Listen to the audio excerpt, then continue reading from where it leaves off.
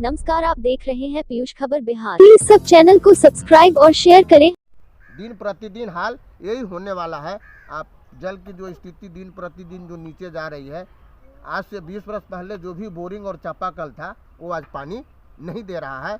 आने वाला परिवेश में पानी के लिए जो बेंगलोर में हुआ है वह स्थिति ना आए, सबको बीच में जन जागरण करने का काम करेंगे। उसी से माध्यम से पेड़ पौधा और जल का संरक्षण, जल ज़्यादा दुरुपयोग ना हो, कम से कम जल में हम अपना जीवन को आगे बढ़ाने का काम करें।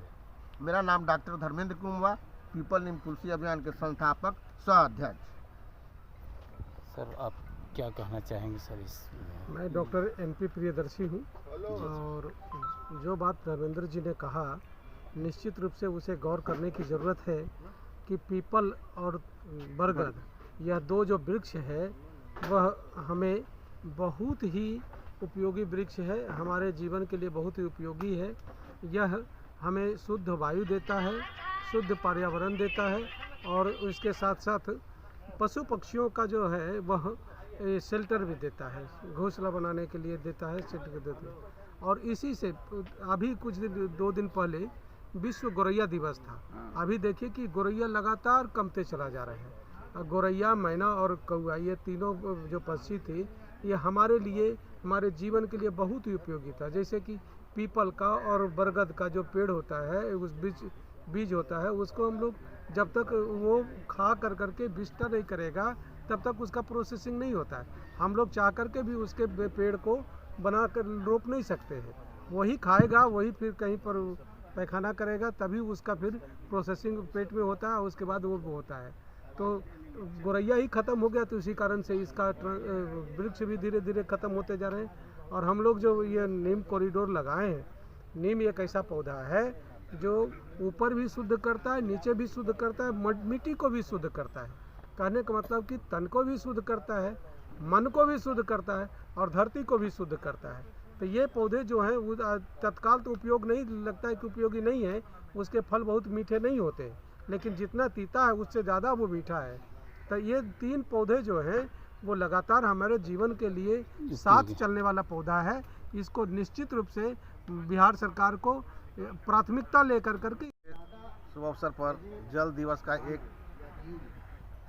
उस पर विचार रखा गया है कि हर एक आदमी 2 पेड़ जरूर लगाए, जिसमें बरगद, नीम और पीपल 3 पेड़ बहुत आवश्यक है।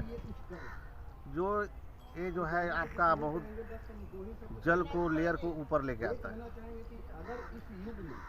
इस पर हमारा यही विचार है कि आप लोग 2-2 पेड़ जरूर लगाएं और सब मिल के लगाएं, एक दूसरे से जो है लगवाएं और अपने खुद लगाएं और पूरे परिवार के साथ लगाएं। उसको कैसे संरक्षण किया? जी, मेरा नाम ज्ञानवती देवी है। आज राष्ट्रीय जल दिवस है और बिहार दिवस भी है। ये बहुत अच्छा मोटा है, बिहार दिवस और जल दिवस मनाया जा रहा है। जल दिवस, जल एक बहुत बड़ा, मतलब पूरी दुनिया के लिए एक बहुत संरक्षण का इसकी ज़रूरत है। जल जाहिर है, जल ही जीवन है, क्योंकि जल से ही सारा तो संभव है। जैसे कि हमारा जीवन में मतलब जितना इम्पोर्टेंट जल का है कि इतना % भाग पूरा पृथ्वी जल से है। और ये कहना है कि जल नहीं तो जीवन नहीं। और इसका सबसे अच्छा संरक्षण पेड़ पौधा लगाते ही संभव है। और जहाँ तक बरगद राष्ट्रीय अवेयरनेस प्रोग्राम के लिए क्या करना चाहिए? अवेयरनेस के लिए मीडिया बहुत अच्छा एक माध्यम है और इसी के लिए हम लोग जन संपर्क करें, एक दूसरे से संपर्क करके इसको ज़्यादा से ज़्यादा फैलाएं कि लोग जागरूक हो और पेड़ पौधा लगाएं, क्योंकि ये पूरा एक सर्कल है।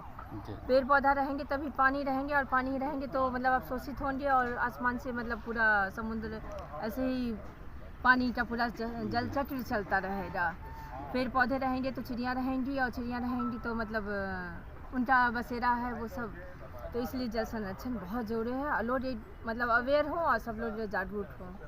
सही बात है। जल का संरक्षण हम कर सकते हैं जल को रोक करके, और जल के रोकने का जो ऊपर से दृष्टि होती है, तो जल के रोकने के लिए हमारे पास एक जो है ना महत्वपूर्ण मेथोडोलॉजी होना चाहिए, विधि होना चाहिए। उसमें हमने पहले आपको कहा था कि प्लांटेशन एक महत्वपूर्ण विधि है।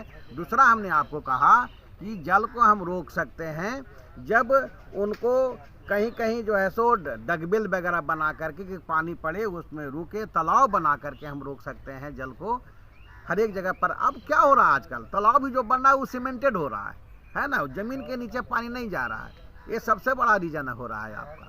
तो तालाब ही हो तो कच्चा तालाब हो, जिससे कम से कम वो जल को जो है सो शोषित कर सके। ठीक है ये बहुत बड़ी बात है। तो जल संरक्षण और अवेयरनेस, आजकल जो है अवेयरनेस एक बहुत बड़ा टूल्स है, हथियार है ना।